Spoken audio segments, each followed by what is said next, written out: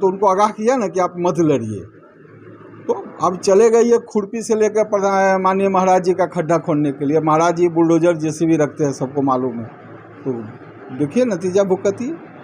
Baby कुमारी जो NDA की उम्मीदवार हो गई हैं, उनको मदद करें, चुनाव जिताएं, शीर्ष नेतृत्व से बात करें कि उन्होंने जानबूझ के गलती किया तो क्यों किया। और उनका जो फुल पेज का ऐड जो यूपी के अखबार में आया कि जहाँ जहाँ बीजेपी जीत रही है उसको हराने का काम करो, तो कहीं से भी जो गठबंधन धर्म का पालन होना चाहिए वो उन्होंने नहीं किया।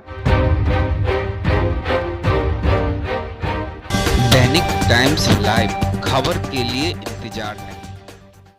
बाहर का रास्ता दिखा रहे हैं। देखिए ये सब चीज़ तो हम तो पहले ही बोले थे कि 20 तारीख तक ले सारा चीज़ का स्थिति साफ हो जाएगा। तो माननीय बेबी जी उम्मीदवार हो गई हैं बीजेपी से, तो एक तो ये पटाक्षेप हो गया। अब दूसरा तो अब उनको तय करना है कि वो कहाँ जाएंगे। हम लोग के मतलब है कि अगर कहीं आप गलती किए हैं, अनजाने में किए, जानबूझ के किए, लेकिन जो यूपी चुनाव लड़ने का जो गलती था तो इनका अनजाने में नहीं था, ये जानबूझ के गलती करने गए थे। मैंने तो इनको बार बार आगाह किया था कि भाई अगर यूपी चुनाव आप लड़िएगा तो फिर यहाँ बोचहा चुनाव लड़ने में आपको दिक्कत होगी। एक तरफ आप एनडीए के खिलाफ जाइएगा, एक तरफ एनडीए के कार्यकर्ता से बीजेपी से मदद मांगिएगा, तो दोनों चीज़ पॉसिबल नहीं है। आप यूपी से यू टर्न लीजिए, वहाँ मत चुनाव लड़िए, यहाँ ये लड़िए, हम लोग मदद करेंगे, जिलाएंगे।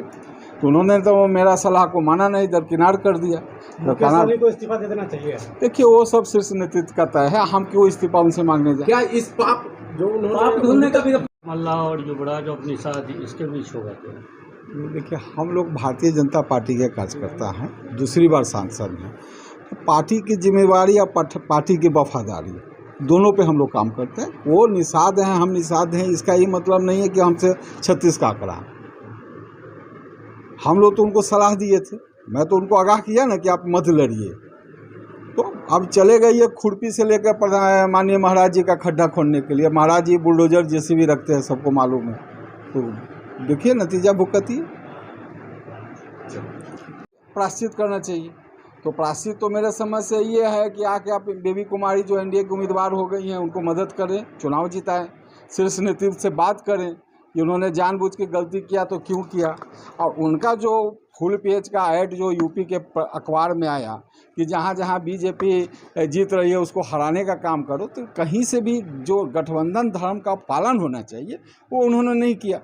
तो उनका खामियाजा तो भुगतना ही पड़ेगा। मैं पहले भी बोला था कि हम ही से पावर लेकर हमको आंख दिखाइएगा तो बीजेपी बर्दाश्त नहीं करेगी। विधान परिषद चुनाव में भी जहाँ बीजेपी के कैंडिडेट खड़े हैं वहाँ चैनल में बोल के उम्मीदवार हम बोले कि नहीं मिलेगा। जो उम्मीदवार आएगा वो 999 वोट से आगे मतलब 4 अंक में नहीं पहुंचा, तो उनका उम्मीदवार की सूची जारी हुई 102 का, जिसमें 50 का नॉमिनेशन ही खारिज हो गया। तो जिस पार्टी का 50% नामांकन खारिज हो जाए तो समझिए कि वो कितना सीरियस चुनाव लड़ने गया। सिर्फ एक उम्मीदवार, वो भी बीजेपी का टिकट उसका कट गया था, तो वीआईपी ने उसको पकड़ के उसको टिकट दे दिया। वही सबसे ज़्यादा वोट जो है 18 या 19 हज़ार काटा, जिसके कारण वहाँ से बीजेपी हारी है। तो पूरे 403 सीट में एक सीट पे वीआईपी ने नुकसान किया बीजेपी को, और उससे ज़्यादा इनसे कुछ नहीं हुआ। और आगे वीआईपी को नाराज करने से सरकार पे कोई फर्क नहीं पड़ने वाला है। देखिए वीआईपी के जितने भी विधायक हैं सब एनडीए समर्थक के लोग हैं। सबका बयान भी आया है कि हम हर परिस्थिति में एनडीए के साथ रहेंगे। तो वो तो क्लियर हो गया। इनके पास तो वोट देने का राइट ही नहीं है, तो विधान परिषद से हैं। मंत्रिमंडल में कब तक रहेंगे मुकेश? अब तो शीर्ष नेतृत्व तय करेगा। हम तो सीधे बोल रहे हैं कि जो गलती किए हैं उसका प्रायश्चित पहले कर लीजिए।